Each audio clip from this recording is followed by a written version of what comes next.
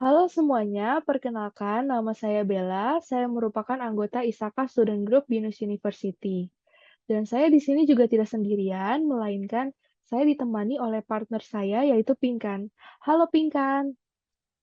Halo Bella, baik. Di sini kami akan menjelaskan mengenai tantangan IT audit di dalam cyber security. Tanpa berlama-lama lagi, kita langsung masuk saja ya ke materinya.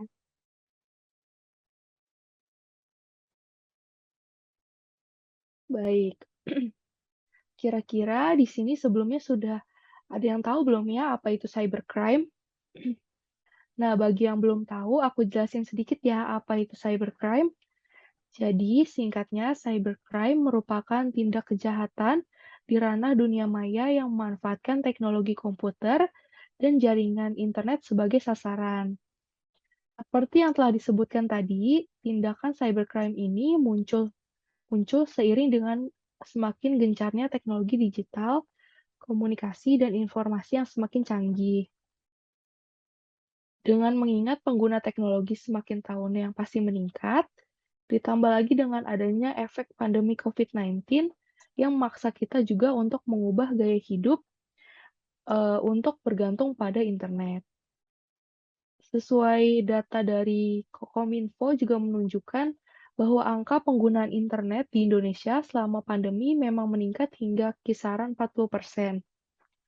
Kenaikan pengguna yang drastis ini dapat dimanfaatkan oleh beberapa pihak yang berusaha mencari keuntungan dengan memanfaatkan situasi ini. Contoh dari cybercrime yang sering terjadi di masyarakat adalah phishing, carding, serangan ransomware, penipuan online, skimming, peretasan situs dan email, serta masih banyak cybercrime lainnya. Boleh di next? Baik. Selanjutnya dapat dilihat pada gambar statistik yang telah dibuat oleh Finance Online di poin pertama, jenis cybercrime yang telah diurutkan dari yang paling banyak terjadi hingga yang paling sedikit terjadi di tahun 2022. Di peringkat pertama ada serangan malware atau virus atau trojan, lalu di peringkat kedua ada phishing, lalu yang ketiga ada serangan ransomware. Selanjutnya, baru dilanjutkan oleh account takeover, denial of service, dan seterusnya. Pada poin kedua, juga disebutkan bahwa Microsoft merupakan tampilan yang paling banyak ditiru dari para fisher di seluruh dunia. Hal ini dilakukan untuk mengelabuhi para korban-korbannya. Dan yang terakhir pada poin 3, para pelaku cybercrime mencari orang-orang yang kesulitan untuk menerapkan teknologi baru sebagai calon korban yang akan mereka tipu. Boleh di next, Kak? Pada gambar statistik selanjutnya, pada poin 1 dikatakan bahwa desktop atau laptop merupakan device yang paling rentan akan cybercrime, yang disusul oleh smartphone, tablet, wireless access point, server and server's room, dan terakhir router dan switcher. Pada poin 2, yang paling banyak membawa serangan malware adalah sebanyak 92,4% berasal dari email, dari web hanya sebanyak 6,3%, dan sisanya sebanyak 1,3% merupakan dari sumber lainnya yang tidak disebutkan. Yang terakhir pada poin ketiga, malware dalam Android didominasi oleh Trojan sebanyak 92,3% dari total keseluruhan. Boleh di next? Baik, di sini merupakan resiko yang dapat ditimbulkan dengan menerapkan cyber security. Yang pertama itu masyarakat dapat melindungi informasi pribadi ataupun informasi yang dimiliki oleh perusahaan untuk menghindari oknum yang ingin mendapatkan informasi tersebut dan memanfaatkannya untuk mencapai keuntungannya sendiri. Serta cyber security dapat meningkatkan keamanan bekerja bagi para karyawan. Karena tanpa adanya cyber security di perusahaan, sebagai pemilik dan karyawan juga sangat berisiko untuk mendapatkan cyber attack. Lalu, yang ketiga dapat menjaga produktivitas karyawan. Jika sistem, atau komputer terinfeksi virus, maka hal ini dapat menghambat produktivitas di dalam perusahaan. Yang keempat, cybersecurity dapat mencegah spyware dan adware. Baik. Serta masih banyak lagi resiko-resiko yang dapat, dihindari dengan menggunakan cybersecurity. Selanjutnya, tantangan atau hambatan IT audit dalam cybersecurity. Dengan perkembangan teknologi informasi yang cepat sekali di masa kini, banyak kegiatan yang bertransformasi ke digital dan membentuk ketergantungan tinggi terhadap IT. Namun, IT audit tentu tidak lepas dari tantangan serta hambatan di segi cybersecurity. Yang pertama, hukum yang kurang efektif. Regulasi hukum yang berjalan kurang efektif secara tidak langsung membuat banyak instansi tidak terlalu memperhatikan dan memprioritaskan keamanan data dan keamanan cyber. Yang selanjutnya adalah resiko keamanan data terancam oleh potensi cyber attack. Instansi, terutama kelembagaan negara dan perusahaan besar, harus memikirkan resiko dari cyber attack dengan mengantisipasi cyber attack agar tidak menghilangkan, merusak, ataupun meretas data-data penting. Di Indonesia sendiri tercatat mendapat 1,225 miliar cyber attack tiap harinya. Cara-cara perlindungan tradisional seperti memasang corporate firewall saja sudah tidak cukup untuk melindungi sistem IT. Masih banyak pihak, baik dari skala perusahaan ataupun individu, yang memakai software palsu atau bajakan untuk menekan biaya. Dikutip dari Tirto ID, berdasarkan laporan Business Software Alliance atau yang disingkat BSA, jumlah pengguna software bajakan Indonesia adalah tertinggi di dunia, dengan jumlah software bajakan yang beroperasi di angka sekitar 83%. Padahal, menggunakan software bajakan ini meningkatkan potensi terkena cyber attack hingga 29%. Tidak hanya itu, jika instansi tidak memproteksi jaringan internetnya dengan sistem keamanan memadai, maka dapat juga meningkatkan resiko cyber attack dan kebocoran data. Yang selanjutnya adalah kesadaran atau awareness yang masih kurang di masyarakat. Kesadaran atau awareness akan pentingnya menjaga data pribadi digital masih kurang di antara masyarakat sendiri. Perusahaan juga berperan di mana perusahaan mengadakan training kepada karyawannya tentang kesadaran ini. Contohnya untuk mengidentifikasi email phishing dan tindakan apa yang harus diambil. Selain sering memberikan datanya secara mudah, seperti memberi akses ke kontak pada pihak pinjaman online ilegal, memberikan kode OTP atau detail akun kepada pihak yang tidak berwenang, dan masih banyak lainnya. Selanjutnya, terdapat biaya besar atau sumber daya manusia yang kurang handal. Biaya besar pasti dibutuhkan per perusahaan untuk berbagai macam kebutuhan IT, mulai dari hardware dan software yang digunakan hingga pengecekan dan maintenance atau perawatan berkala agar sistem operasional IT berjalan dengan baik dan efektif. Hal ini mungkin adalah masalah cukup besar yang sering dihadapi oleh perusahaan yang baru dirintis dan cukup membebani finansial perusahaan. Selanjutnya, ada sumber daya manusia yang kurang mumpuni. Tenaga kerja perusahaan yang kurang ahli selain dapat meningkatkan risiko cyber attack, mereka juga dapat menambah pengeluaran perusahaan untuk diberikan pelatihan atau training secara khusus, yang mana cukup memakan biaya besar. Yang selanjutnya adalah kendala tidak terduga seperti bencana alam dan human error. Terdapat masalah tidak terduga yang dapat muncul seperti bencana alam dan kesalahan manusia atau human error dari teknisi IT perusahaan yang dapat mengakibatkan kerusakan atau kelumpuhan total pada sistem IT perusahaannya. Akibatnya tidak hanya rugi secara materi, data dan jaringan perusahaan, baik jaringan komputer ataupun internet, juga terdampak.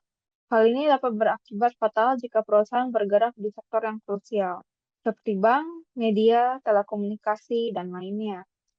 Lalu, bagaimana sih solusi dari tantangan yang dihadapi?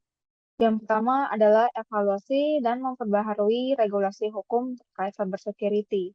Regulasi hukum terkait cybersecurity harus dievaluasi dan diperbaharui agar cybersecurity Indonesia dapat berjalan dengan baik dan tidak rentan. Selain itu, regulasi hukum yang ketat dapat membentuk prioritas secara tidak langsung pada perusahaan agar operasional IT mereka sesuai dengan regulasi hukum yang ada.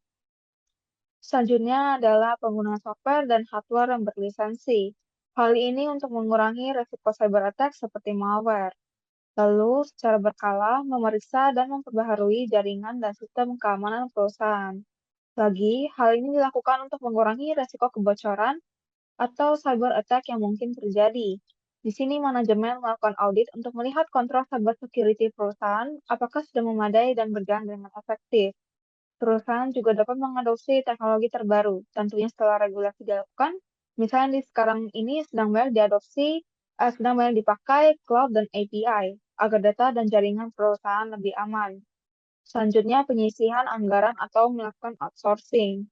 Untuk bidang IT, perusahaan dapat menyisihkan anggaran tersendiri atau untuk menekan biaya rutin, perusahaan dapat melakukan outsourcing kepada pihak luar yang tentunya terpercaya dan mengadopsi security framework atau data security standard yang ada, agar data dan sistem operasional IT perusahaan dapat berjalan dengan baik dan efektif. Yang selanjutnya adalah menetapkan prosedur atau SOP dalam pekerjaan. Untuk menghindari kesalahan yang terjadi di aspek human error, perusahaan dapat menetapkan prosedur atau SOP di suatu kegiatan untuk mengurangi resiko kesalahan yang dilakukan oleh teknisi IT perusahaan. Misalnya seperti prosedur maintenance data server perusahaan. Contoh lainnya adalah menetapkan aturan sign-off di mana pegawai yang mengundurkan diri diminta untuk mengembalikan seluruh gawai yang diberikan oleh perusahaan. Lalu ada kontrol akses informasi dan data perusahaan. Pegawai di perusahaan adalah salah satu juru kunci akses. Perusahaan dapat menetapkan kontrak mengikat dengan pegawai untuk mengurangi celah kebocoran informasi. Selain itu, perusahaan juga dapat memperketat akses orang-orang di perusahaan sehingga mereka memiliki akses terbatas untuk integritas data yang terjamin. Lalu ada melakukan manajemen risiko dengan identifikasi berbagai potensi ancaman dan menyiapkan backup atau recovery plan untuk mengurangi ketidaksiapan dan kerugian total jika terjadi bencana. Perusahaan dapat menyiapkan diri secara maksimum terhadap skenario-skenario apa saja yang dapat terjadi. Salah satu contohnya adalah memiliki Disaster Recovery as a Service atau yang disingkat sebagai DRIAS yang dapat mempercepat pemulihan yang pada akhirnya dapat menekan anggaran perusahaan. Perusahaan juga dapat membayar jasa bounty hunter atau bug bounty, orang yang memahami seluk-beluk cybersecurity dan berpengalaman dalam menemukan kerentanan atau bug dalam suatu sistem atau aplikasi. Hal ini sudah dilakukan oleh beberapa perusahaan besar seperti Google, Microsoft, Facebook, dan lainnya. Perusahaan juga dapat mengasuransikan instansinya terhadap ancaman kejahatan cyber, yang dapat membantu perusahaan ketika berhadapan dengan cyber attack. Bagian berikutnya adalah kesimpulan. Dari awal video ini terdapat beberapa kesimpulan yang kita dapatkan. Yang pertama, cybercrime menjadi semakin marak dengan semakin gencarnya teknologi digital, komunikasi, dan informasi yang semakin canggih. Contoh dari cybercrime sendiri ada phishing, ransomware, skimming, penipuan online, dan banyak lainnya. 3 cybercrime yang paling banyak terjadi di tahun 2022 adalah malware, phishing, dan ransomware. Resiko penerapan cybersecurity yaitu melindungi informasi pribadi dan perusahaan, meningkatkan keamanan bekerja bagi karyawan, menjaga produktivitas, dan mencegah spyware dan adware. Lalu ada tantangan atau hambatan IT audit dalam cybersecurity, yaitu hukum yang kurang efektif, resiko keamanan data terancam oleh potensi cyber attack, kesadaran atau awareness masih kurang di masyarakat, biaya besar dan sumber daya manusia yang kurang handal, serta kendala yang tidak terduga, seperti bencana alam dan human error. Sedangkan untuk solusi dari tantangan yang dihadapi ada evaluasi dan memperbaharui regulasi hukum terkait cybersecurity, penggunaan software dan hardware yang berlisensi, secara berkala memeriksa dan memperbaharui jaringan dan sistem keamanan perusahaan, penyisihan anggaran atau melakukan outsourcing, menetapkan prosedur atau SOP dalam pekerjaan, kontrol akses informasi dan data perusahaan, serta melakukan manajemen risiko dengan identifikasi berbagai potensi ancaman dan menyiapkan backup atau recovery plan.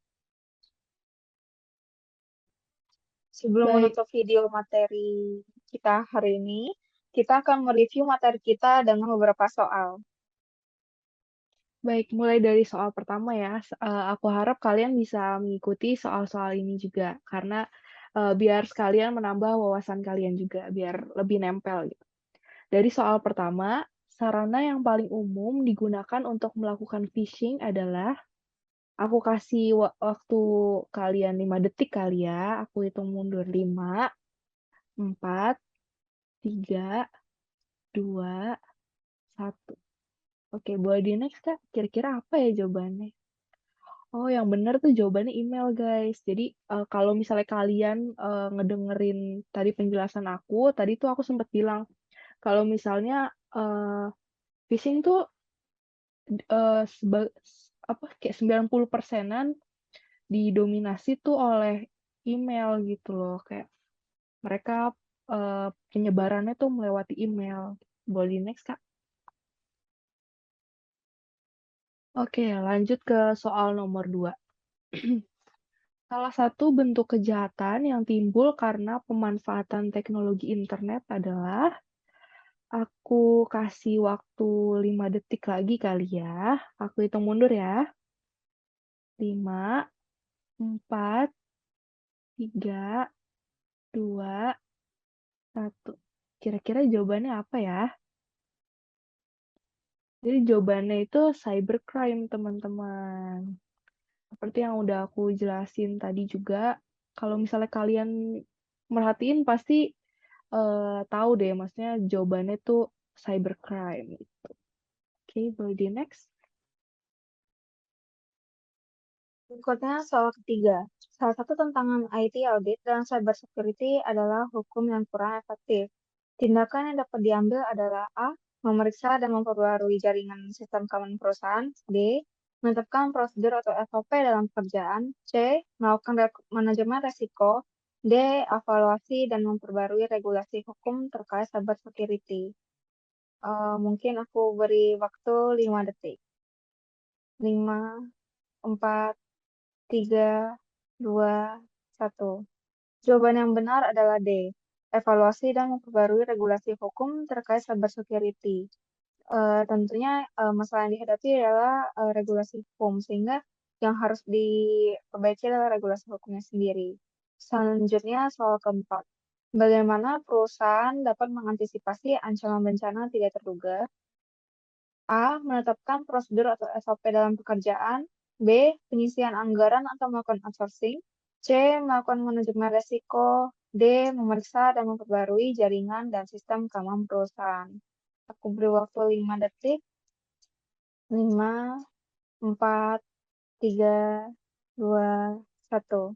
Jawaban yang benar adalah C. Melakukan manajemen resiko. Di mana perusahaan dapat mengantisipasi dengan manajemen resiko seperti identifikasi apa saja yang dapat terjadi dan menyiapkan diri untuk menghadapi bencana yang dapat terjadi. Soal yang terakhir adalah, yang mana di bawah ini bukan tindakan antisipasi perusahaan untuk ancaman dari internal? A. Menetapkan aturan sign-off. B. Penggunaan software dan hardware yang berlisensi. C. Menetapkan prosedur atau SOP dalam pekerjaan. D. Kontrol akses informasi dan data perusahaan. Aku beri waktu 5 detik. 5, 4, 3, 2, 1.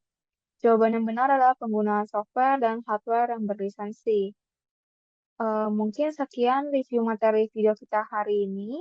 Sebelum menutup video ini, berikut referensi yang kami gunakan untuk materi video ini.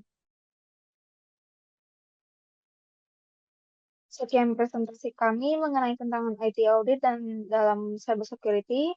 Mohon maaf jika terdapat kekurangan dan terima kasih telah menonton.